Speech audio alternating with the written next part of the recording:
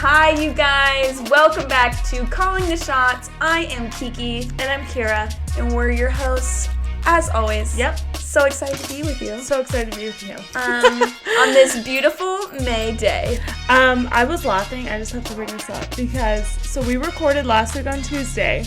Yes. And we were like, okay, nothing crazy is going to happen. Until the episode I don't on even Thursday. remember what happened on Wednesday. I went to the ER. I had to spend the night in the ER with my that's son. what happened. Yes. And I was laughing because I'm like, literally last Tuesday we were like, probably nothing's going to happen. So it's just going to be normal. You guys will listen to it on Thursday. But literally after we recorded the podcast, I went over and I took him to the ER and I spent the night in the ER. My poor child. Your poor child. After we're talking about like pneumonia and whatever. I texted he's getting better. No, he actually got a little bit worse. No, seriously, because on the when we were he's good now. Yes, thank he's all goodness. good now. But we were chatting and you were like, yeah, he's getting better. I was like, great. And then that night I texted you about something. You're like, yeah, so I'm in the ER. I was like, what? I know. I was just thinking it's so funny because we were like, yeah, nothing's gonna happen. So it'll be the same. No, I literally spent the night in the ER. I hate sleeping in hospitals. I hate hospitals in general. Yeah, they're not a cozy place. Yeah, no, why would you want to be there? No. But my son's good now. Thank we goodness. figured it all out. Good. Yeah, sick babies aren't fun. So no. But I just jumped right in there to life updates. So well, that was kind of a big one. I know. I just thought it was just so ironic that happened. So what's going on with you? I feel like I can't follow that up with like, so I played my first Powder Puff game. Oh my gosh, how was it? But yeah, I did. We lost. No, but dang it. We had That's okay. It's okay. Long season, guys. Long season ahead. No, we were severely undersized. These girls were so tall. Okay. Like and you're tiny. I'm tiny, and I was the tiniest, but like the girls on the team weren't that much taller than me on my team, which is really saying something. Like I'm 5'2". You know what I mean? Yeah. So you're pretty short. That was tough. Do you guys play positions? We just switch around most of the time because most of the time you keep the same quarterback because they can throw. That makes sense. You just want yeah. whoever can throw. Yeah. If you have two girls that can throw, swap them out. It's fun. Then they don't really know what's happening. That makes sense. We did practice this week though, so I'm okay. You guys were like, "Hey, we need to practice because we lost the game." Because we lost. We were actually not very happy. It's fine. And we did this thing. Okay, so the nicknames are always like. How do I explain the nicknames? The team names are always just kind of clever, but like, they like, I don't know how to say, like, they just imply funny things. So ours are Save the TDs, and we wear pink, and we're like, breast cancer awareness. Cute. Love that. Right? What a fun pun. These girls, yeah. So they sent that in the group chat, and I was like, guys, I feel like we have to do something for breast cancer awareness if we're just going to, like, have this name and say this. So I'm like, what if we just, like, donate $10 per touchdown or something to, like, a breast cancer research foundation? So we better score. I love that. Did you guys score? Well, we did. We had one touchdown. You did. So $10, guys. What was the final score? Just the final score was 21-7. Okay, that's not that bad. It wasn't bad in the last touchdown. It's not like it's a blowout. The last touchdown was just lucky and like we just, I don't know, the flags were not positioned well and we were reaching, couldn't get them. Like it really was almost 14-7. It's okay. That's a tough loss. It was feel you're hurt there. Yeah. I hate losing. I know. That's the worst. I know. So it's fine. Yeah, but that's it. Okay, well that's fun. What else? Yesterday. You have happy things going on? Yes, I have happy things, you guys. I have like a running guide. You know this. Oh yeah, of course. I have like a website. I sell my like running guide, my running coaching. Anyways, I've been waiting for my Hot Moms Run hat. I love the hat, by the way. Thank you so much. They finally came in this weekend, and I was like, oh my gosh, I'm so excited.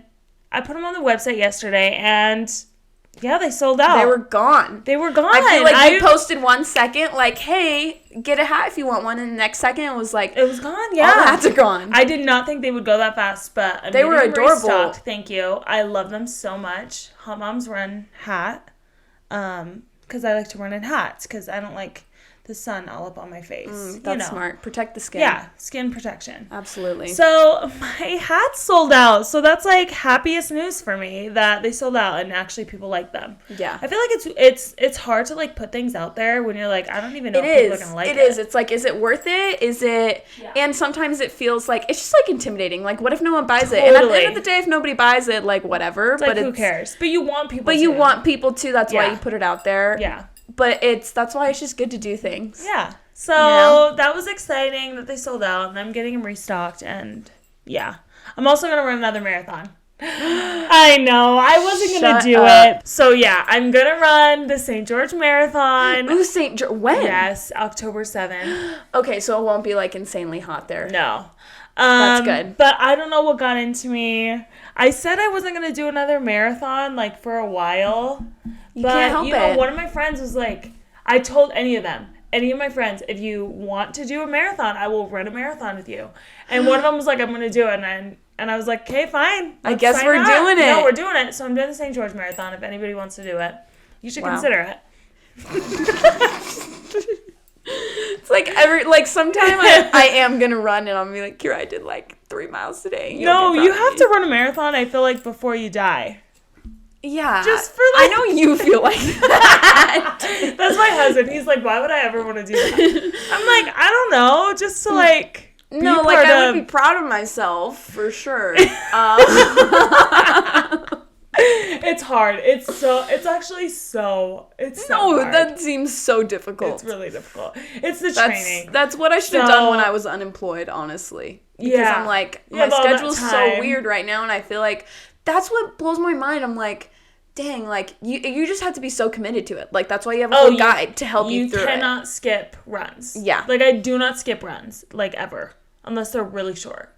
Wow. But, like, long runs, the training's hard. So that's what I'm going to be dedicated doing the next, 6 months of my life? Yeah, literally. That's what I'm going to be doing, another marathon in the books. Whoa, exciting. So, yeah, that's all for me. What do you, That's fine. Anything else? No, I've been watching, remember we talked about, like, NBA playoffs, and we're like, have you watched? And I hadn't, so I missed the first couple games, but I've been watching my Warriors, and it's actually so fun, guys. Oh, really? Such a fun team to watch right now. So Warriors. Like, Steph dropped 50 Curry. Points I always watch highlights of him. Yeah.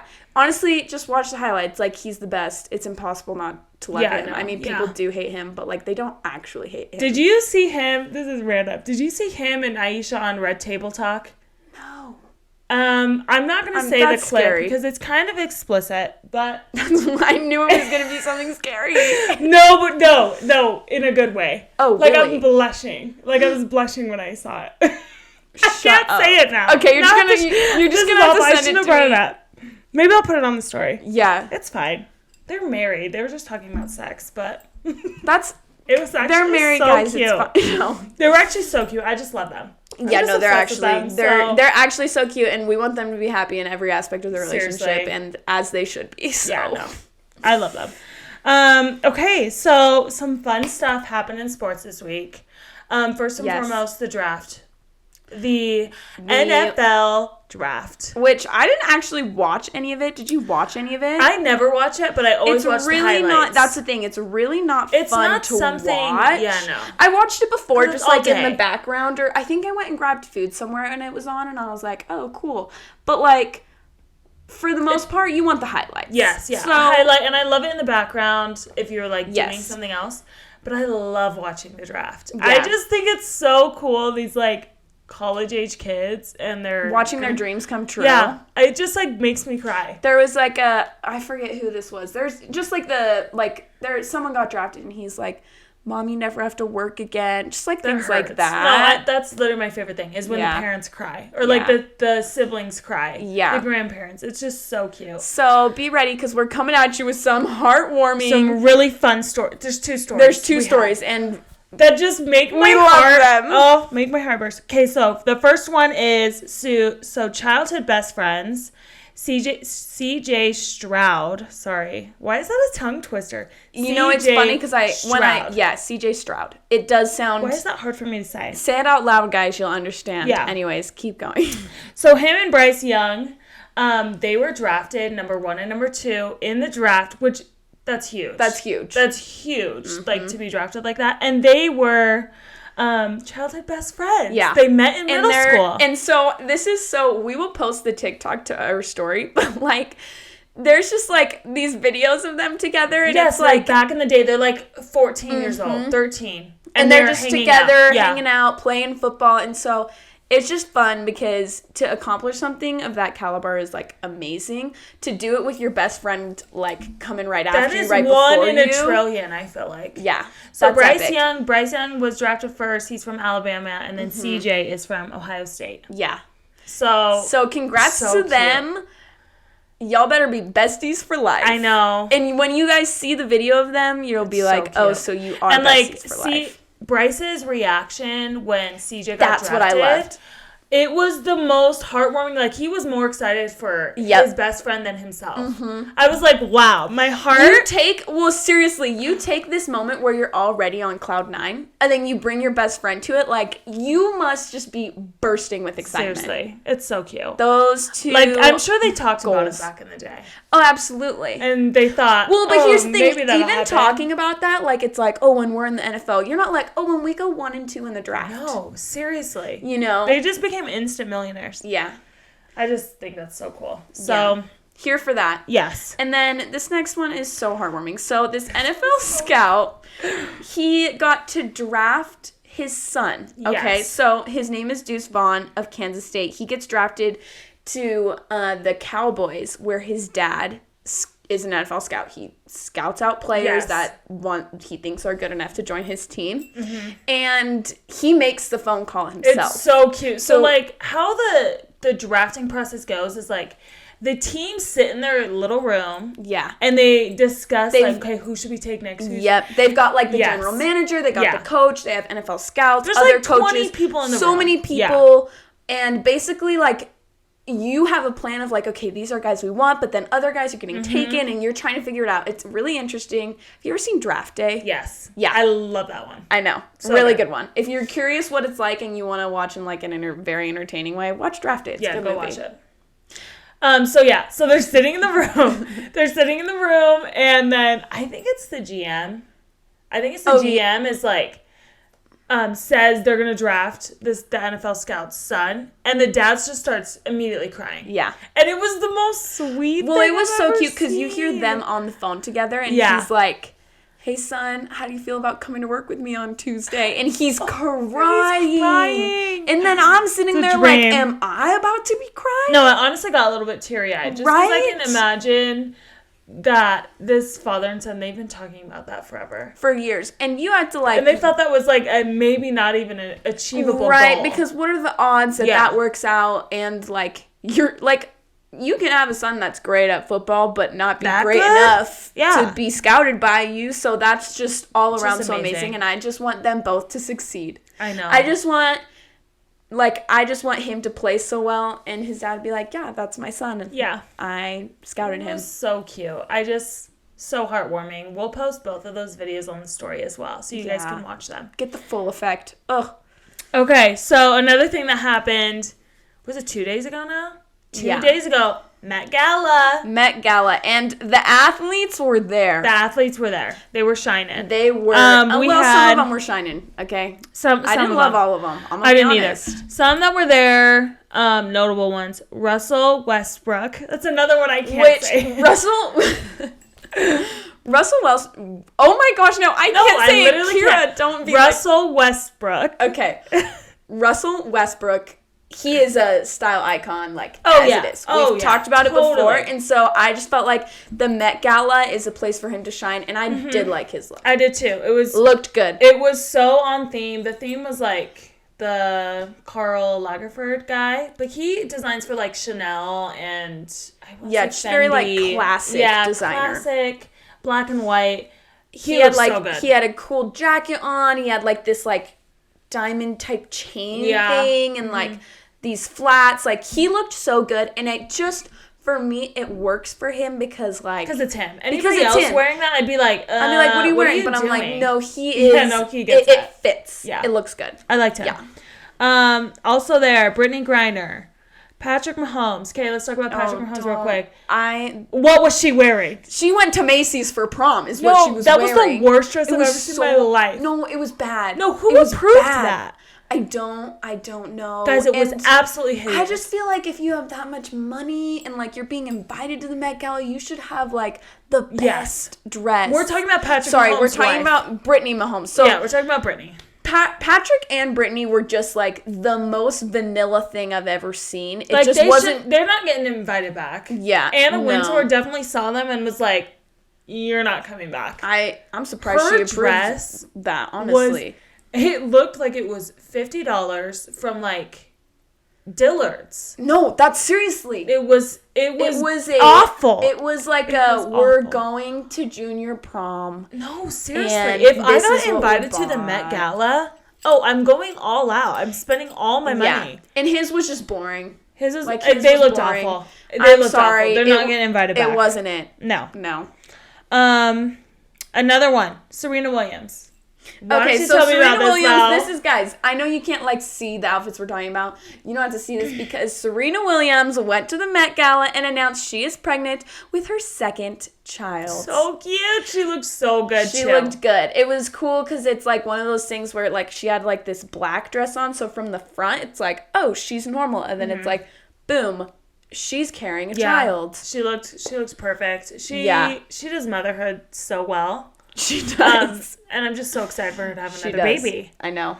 We don't know the gender, though, right? No. I hope it's a boy. That'd be exciting. Ooh. Just to, like, switch it up. Just because. girl. Just because. I don't know. But congrats to Serena. We love her. Yeah. And then we've also talked about D Wade and Gabby Union. Yes. What do you think about their outfits? Do you remember them? Yeah, theirs to me were, like, nothing special. I thought it was cute. Yeah. They look good, like, they're attractive human beings. Theirs was, just so you guys know, it was just kind of plain to me. Yeah, better than Patrick and Brittany, though. Absolutely. At least they, like, put forth a little bit more effort. And then lastly, my best dress of, like, all the athletes was Stephon Diggs. He looked so good. He looked so good. He was wearing, like, the Chanel tweed jacket. He looked absolutely perfect. No, he looked amazing. So he understood the assignment. Yes. Truthfully, I feel like he did it so right where, like, I felt like maybe people like Patrick and Brittany Mahomes were like, well, it's just not us to be super out there, whatever. Like, I could see how, not necessarily saying they said that, but, like, people in general could say that. That's just what their outfits screamed to me. But, like, I feel like he did it so well where it's like, this is nothing, like, crazy, so outrageous, but it looks so good. And expensive and on theme. It was, guys, incredible. It was just like this black and white tweed suit, and it looked really, really good. So we'll be posting these so that you guys can see them. But he wins in my book. Yeah. Okay. Wow, and that's the Met Gala. That was the Met Gala. That's the Met Gala. That's the draft. So those are kind of the things that's been happening the last few days or so in the sports world. Yes. So now that we've got you caught up on that, we were kind of chatting, what do we want to do? Yes. Like, what are episodes we want to do? And one that's been on our list is just kind of a mental health awareness episode from athletes' perspectives, because May is Mental Health Awareness Month. Yes. So we're only like a few days into May. So we're going to kind of just be sharing some cool quotes or stories from athletes. From a couple athletes. Kira and I don't pretend to be doctors that can tell you what to do with your mental health, because that's just, we're not qualified for that.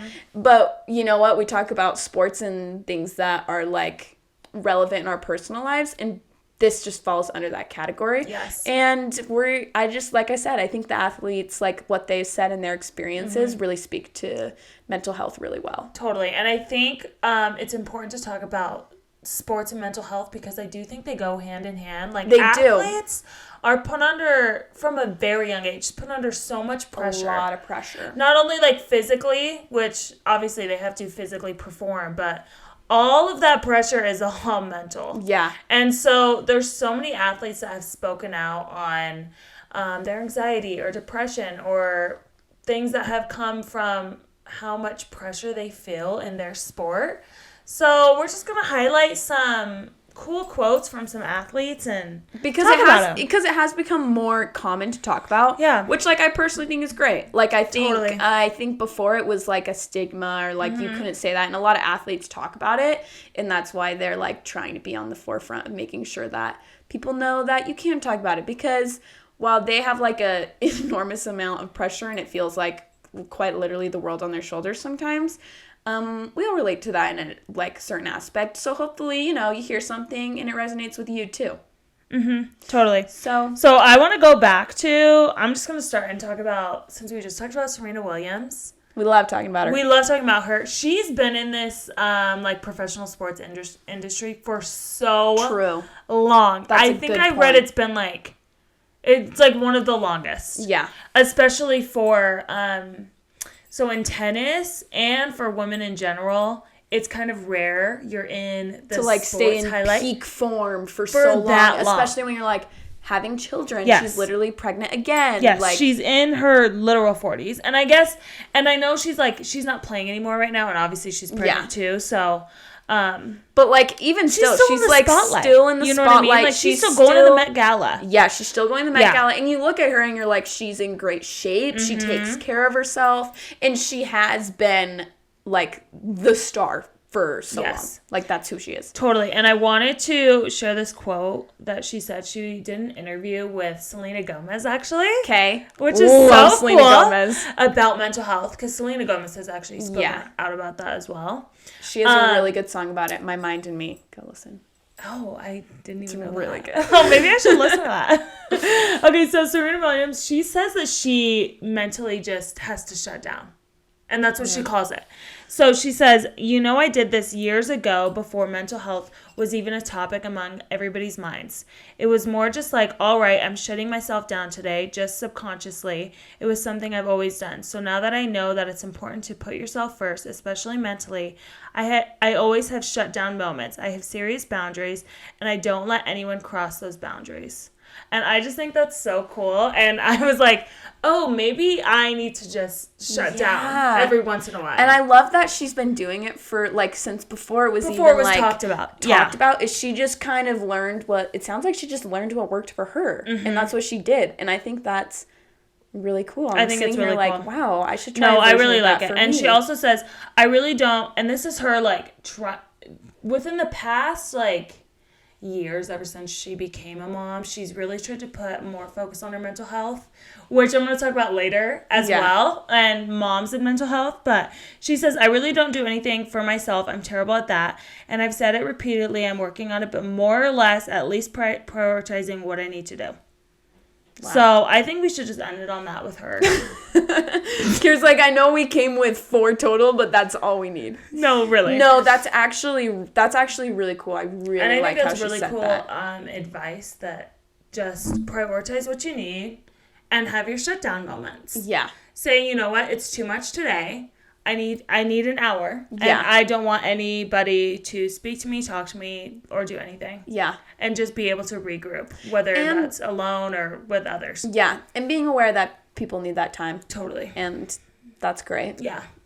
I feel like that's something actually, like, my work has been really good about. Like, they'll start meetings of a crazy week, like, how's everyone's mentals? How's everybody doing? Oh, that's or, like, nice. Today someone was, like, really stressed, and like, someone else was like, I'm supposed to be in a meeting. Do you want me to cancel it? Do you need to go on a walk? Do you want to, like, so it's just, like, however your moment of, like, shutting down and just, like, checking in or whatever that looks like for you, I think is really important. Totally. So I really like that. Yeah. Wow. Okay.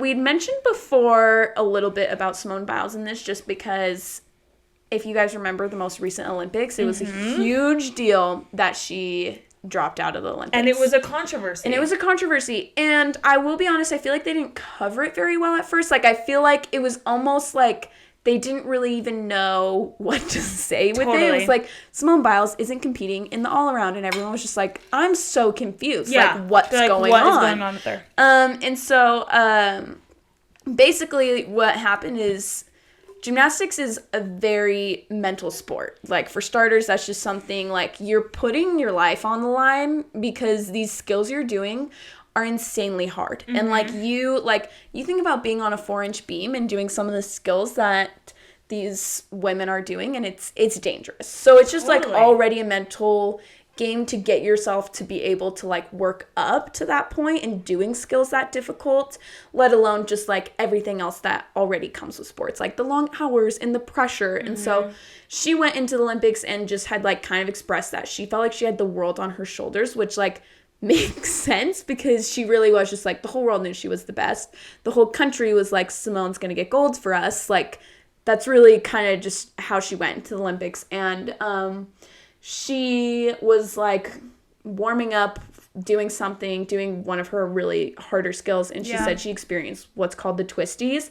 And I've never experienced it on this level, but like I have experienced like just kind of weird things where basically you get lost in the air in your gymnastics, and that is terrifying. That's the worst thing I've ever heard. It's the scariest thing ever. No, that is because, so like, scary. You really do have an idea where you're going when you're literally like flipping and twisting through the air, but like there's just something that happens where your it's like out of body and you like can't control it. Like, it's really scary. So she basically said like she experienced something like that and her gymnastics was just off and she was scared, and she was like, if I go out and compete, this is dangerous for me. She might get injured. I might like, she's like, this is like terrifying for me. And it's like, that's also not good for my team. So for people that are like, like she should have done it for the team, it's like, she could have injured herself. That's the biggest thing. But B, like, we don't know that she clearly wasn't herself. So that's just kind of like a little background into that. But she reflected back on that and she was like, honestly, this is what she said. Honestly, last year was a crazy year, but I think pushing mental health to the forefront was a huge thing. I honestly didn't realize in the moment the impact that it would have. And then she went on and she said, it still blows my mind to know that it wasn't spoken about before as much as it is now. And we're not open about it, and people don't perceive it as the same way they perceive an injury. So I'm happy that we had that conversation and we can now talk about it. 100%. It is the same thing as a physical injury. Yeah. It's just that you can't physically see it, and so people don't understand it. Yes. But I think it's just important to recognize, like, we don't understand it, but it's there, and that it's important. And we treat it the exact same. Because I totally remember when she said she was sitting up, people were literally mad. Like, people I know were like, how dare she? Like, we needed her to do this. And I'm like, well, you know what? Some things are more important than winning. No, and I just feel like people didn't put themselves in her shoes. And, like, I'll be honest, I think I at first was like, I'm confused what's happening. Like, why is she not competing? It, like, I really, like, just felt like the first time I heard about it, I didn't hear the words, like, mental health associated with it. And I was like, literally, what's going on? But, like, it's scary, guys. Like, it's just, it's important to prioritize, and it's important to have those conversations. And she proved that. So, totally. And it needs to be treated that way, like you said. Yes. Okay, so I want to talk about another female. But this one's a mom, so I thought this was so fun. Oh, yes. Do you know Skylar Diggins-Smith? She's a women's basketball player. I actually do know who she is. No, I don't watch I actually do. Yeah. No, I don't watch the WNBA, but I literally know who she is. Yeah, and I've seen clips of her on like playing and podcasts and stuff like that. Yeah. So she gave birth in 2019, and she said like immediately she was struggling with a lot of like separation anxiety, and she's like a big part of her team as well, the Dallas Wings. And she was like, you guys, I can't do it. I need to sit out the season. It's more important for me to be with my son. Yeah. And I just can't do it today. And I just thought this was so good because I know moms, if any moms are listening, and you will know this when you become a mom, postpartum anxiety and depression is so real. And I have the worst postpartum time. Really? A lot of people get like prenatal mental health issues. I love pregnancy, but my postpartum for 3 months, I'm off. Really? I'm completely off. I think this is so healthy to talk about, though, actually, because I feel like there is a bit of a stigma, like, you have a baby and you just have to be so happy with your new life with your baby. Baby's back, like, you're good. Yeah. And, like, my first one, I was very, like, I was so anxious. Like, I would just sit there wide awake, and you can't even describe it, and there's different types of, like, postpartum anxiety, but I would just sit there wide awake and be like, I can't sleep because I'm scared they're not breathing. Like, and you just sit there all night. But it's like, I don't know. It's just not, postpartum anxiety and depression is not like talked about enough. Yeah. And there's such there's just such a stigma around it. There is, and it's important to talk about it because this is very normal. Totally normal. Like with my first, I was like, oh my gosh, it's just a fluke. Like I feel like I just had like the baby blues and I'm like, okay, I'm over it. It literally took me like 9 months to feel normal, honestly. Wow. Because it's just... Everything's rough for me postpartum. And then when I had my second baby, I was like, I think it's going to be better this time. Nope, exact same. No, like literally your hormones. Oh my gosh. Your hormones are completely off. Yeah. And I just love that she sat out the season. And she was like, you know what? I just need to be with my son. Yeah. Because that's most important. Yeah. And I just love that she's a mom talking about postpartum anxiety and depression. I never dealt with, honestly, anxiety or depression until I had babies. But I think that's like what's so, like, there are certain things in your life, like, obviously, that literally changes your hormones. Mm-hmm. Like, that is so... Like, but you can, that's, like, obviously so valid and so real for, like, so many people. Mm-hmm. And I just think it's important to realize, like, that can happen because your body is literally different. Your hormones are literally different. Or, like, some event can happen in your life that, like... Changes you. Yeah. And you're still the same person. You're still the same person. You're just dealing with some different things. It really is. Same person, different emotions, different thoughts. Yes. And that's okay. Yes. And having a baby is just crazy. But she said a couple cool things that I want to share. You never know what people are going through. I think it is important to use the platform and try to speak out on things that are important to me and how I can improve our condition. Just being able to explore that with someone, being able to normalize postpartum depression and anxiety, that they're not alone in it. That connection piece is huge in helping us feel like I can handle things a bit more readily. And I just thought it was cool that she's like, I haven't heard any other female professional athlete talk about postpartum anxiety and depression so candidly. Yeah. And I love that she did, and I love that she put herself first and put her son first, and she's like, there's more important things. And then going to go play basketball. No, that's when you were saying that. I mean, we talk about moms all the time, and like everybody has a different experience, so and everyone's comfortable sharing different parts of their lives, but I think it's really cool that she was so willing to share it, like, to share it from that perspective, because that's got to be so inspiring to a lot of people. Totally. Who just feel seen. Yeah, no, even like me. Like, I literally hate postpartum. Like, I cannot stand it. I'll go into detail maybe one day, but I just hate it. So to see other people who hate it too, and they're like, wow, this kind of sucks, that's fantastic. Yeah, not alone. Not alone. Wow, okay, so that was really good. Going from that, I'm going to switch to, like, one of my favorite athletes of all time, Steve Young.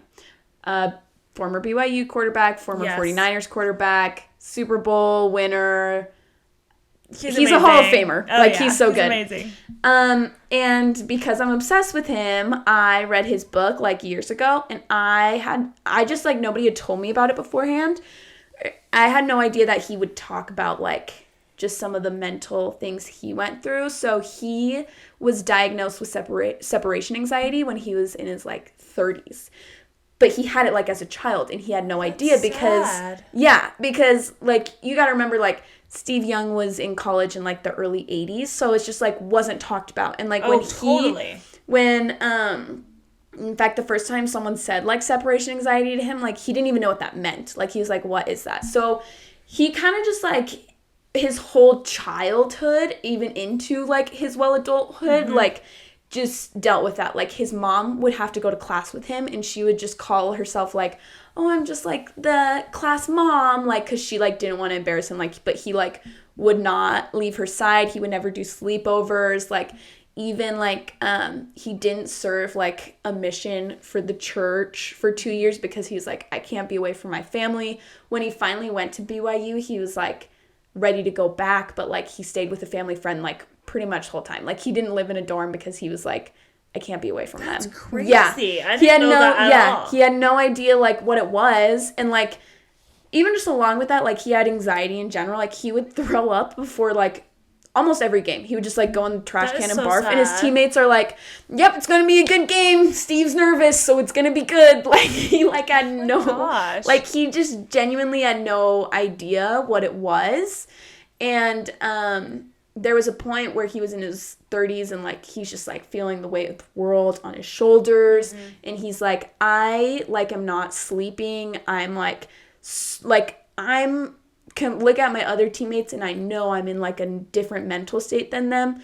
So he finished the game and he started talking to the team doctor and he's like, I'm just gonna, like, talk about it. Like, anyway, so he starts talking to him and the team doctor, like, decides to start asking him questions, and there's 10 questions, and if you answer like 8 of them yes, then you have like they can diagnose you with separation anxiety. He answered all 10 with yes, and he was like, you've had this like your entire life, you have anxiety. Like, he was just like, whoa, I like had no idea. Like, nobody talked about it.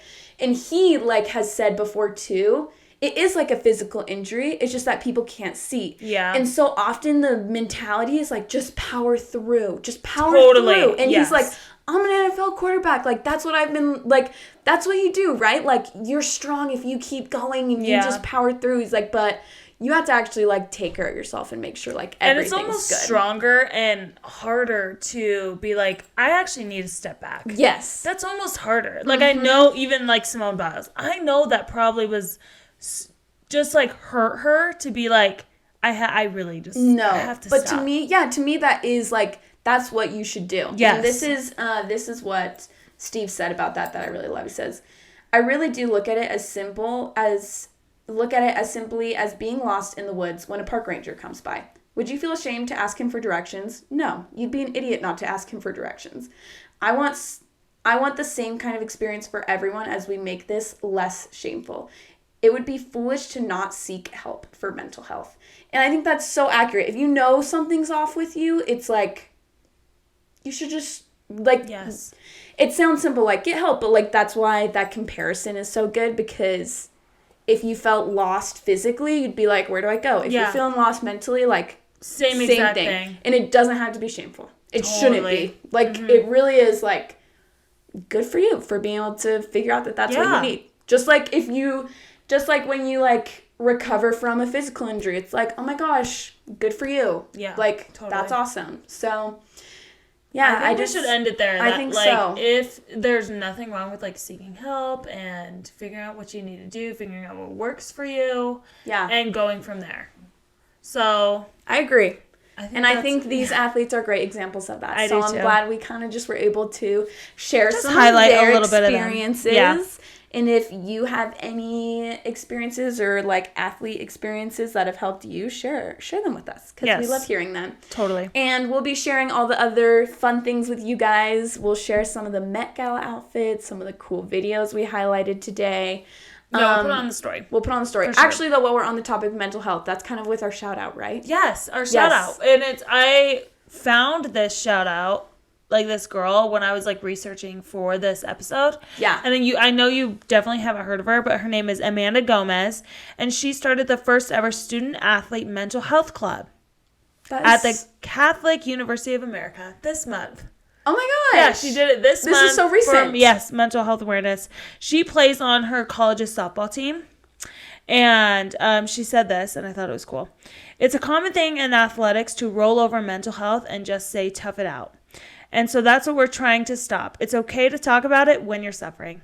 And so that's kind of the theme of the club, is that all these student athletes can come together and just be able to, I don't know, talk about what's going on mentally. Talk about what they're dealing with, support each other. And I thought that was really cool that she made that. So shout out to you, Amanda Gomez. Way to go, Amanda Gomez. Yeah. Wait, okay, that's great. I actually love ending with that. I know. That was cute. Perfect. Guys, I hope this was an enlightening episode for you. This was fun. This is cute. Yeah, this was good. This was a good one for you. This was a good one. I enjoyed Very it. Wholesome. I'm glad we didn't share ours ahead of time. Like, we never share what we're going to say ahead of time in situations like this. But it was cool for me to hear, like, the athletes that you brought up and stuff too. Totally. So, wow. Well, guys, thank you so much for joining us on Calling the Shot. Bye. We'll see you later. Bye.